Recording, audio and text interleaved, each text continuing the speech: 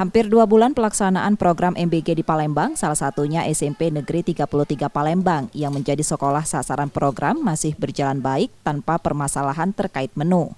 Setiap pekan ada perwakilan ahli gizi puskesmas yang memeriksa menu MBG ke sekolah. Pemeriksaan juga dilakukan di tingkat dapur penyedia. Setiap hari ada ahli gizi terus memantau menu yang akan diberikan. Pihak sekolah juga ikut memeriksa menu sebelum dikonsumsi ke siswa. Kalau setiap hari itu tentunya kalau dari TNI tiap hari. TNI itu tiap hari. Kalau puskesmas itu seminggu tuh kadang 2 kali. Ahli gizi terutama itu ahli gizi standby tempat pengadaan makanan.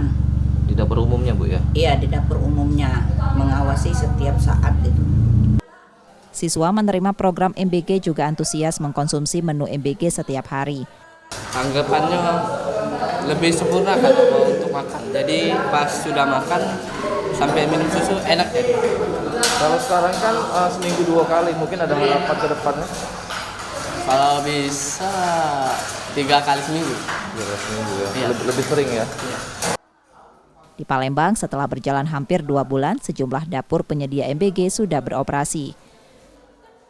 Muhammad Reza Pahlevi, Kompas TV, Palembang, Sumatera Selatan.